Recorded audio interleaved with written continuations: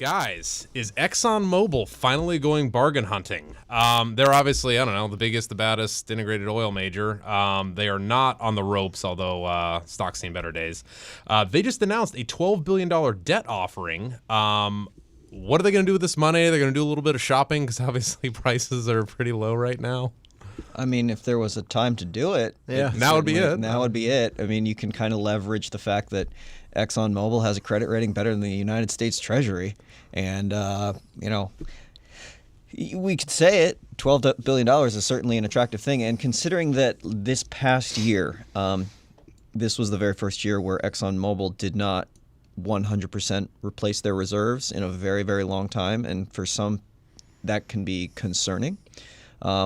At the same time, with companies that have attractive leases or attractive land holdings that could fit well into an ExxonMobil portfolio, it's kind of that quick hit. We can replace reserves very quickly at probably a price that is less than what it would take to go out and actually explore unknown reserves. Mm-hmm. So, kind of the economic cost or the risk costs involved with exploration could be out there. So certainly looking at shale across the United States right now and various other places, there's a lot of opportunities if Exxon wanted to go hunting, and we're really worried about losing their reserve replacement rates. Yeah, that's a really good point that they haven't replaced 100% of their reserves.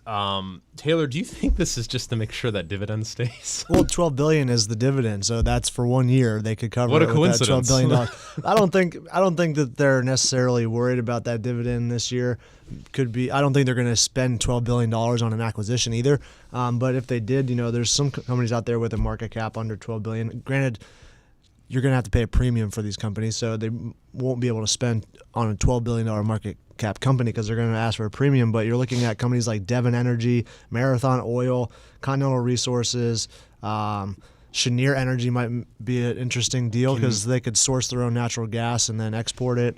So there's a few companies out there that have interesting stories behind them and have seen their stocks plummet.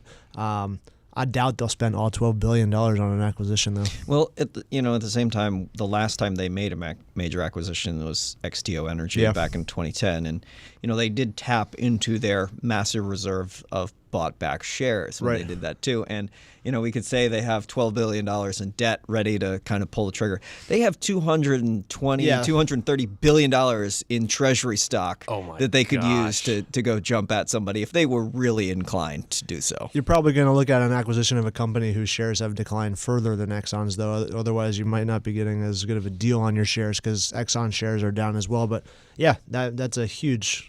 That's a pretty big war chest right there. It's a huge war chest. Yeah. Can you guys imagine bigger than most. Howard Ham selling out to Exxon?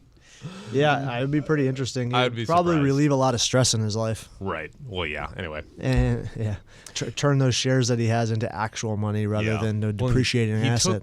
He took out a $1 billion loan to pay off his ex-wife. Yeah, because he knew his shares were in the toilet, so he didn't want to use those to pay her off. Fair enough. Cool.